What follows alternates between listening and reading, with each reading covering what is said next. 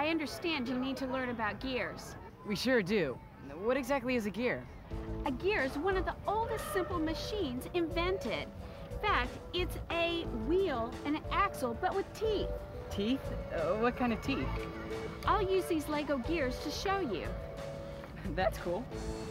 Gears work when the teeth of one gear mesh with the teeth of another. The first gear is called the driver, or the primary gear. Notice when I turn it, the next gear, or the follower gear, rotates in the opposite direction, but at the same rotational speed. What happens when you put two gears together that aren't the same size? Let's see. Notice that the follower gear is 2 times larger and has twice as many teeth as the driving gear. Give it a try. The follower only rotates half as much as the driver. That's right, it has half the rotational speed of the driver. Changing rotational speed is one of the reasons we use gears. Another reason is to multiply the force on the axle of the follower gear. We definitely need more force, but how do you use gears to multiply force? It's simple.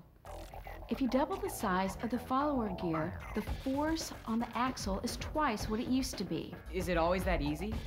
You can actually calculate the increase in force by simply dividing the number of teeth on the follower with the number of teeth on the driver. So in this case, the follower has 40 teeth, and the driver has 24. 40 divided by 24 is about 1.7. That means that the force is multiplied about 2 times. That's right. You're really good with numbers. What if they're 3 gears? Let's try it. Here we have a driver with 8 teeth, a follower with 24 teeth, and another follower with 40 teeth.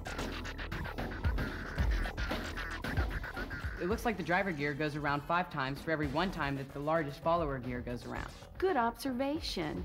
To find the force multiplier, you divide the 40 teeth of the follower by the 8 teeth of the driver. That would be 5. But what about the middle gear? The middle gear doesn't make a difference, except for the fact that it changes the direction of rotation. Let's verify our results to see if the force is really multiplied by 5. I'll place 5 bricks on this lever arm and place 1 brick the same distance out on the lever arm on the driver gear. It balances, so we were correct. We've multiplied the force by 5, but the follower doesn't move very much at all. It's just like a pulley system. Whenever you multiply the force, you have to pull in a lot of rope to move the load a short distance. Right. Whenever you use simple machines, there's always a trade-off. Dr. D said the same thing. He also said that you could combine simple machines in order to get a greater multiplication of force. Check out this bicycle, for example. The crank works as a lever. We have a gear system. In this gear system, the teeth don't mesh together directly. They are connected by a chain. A bicycle uses a lot of simple machines.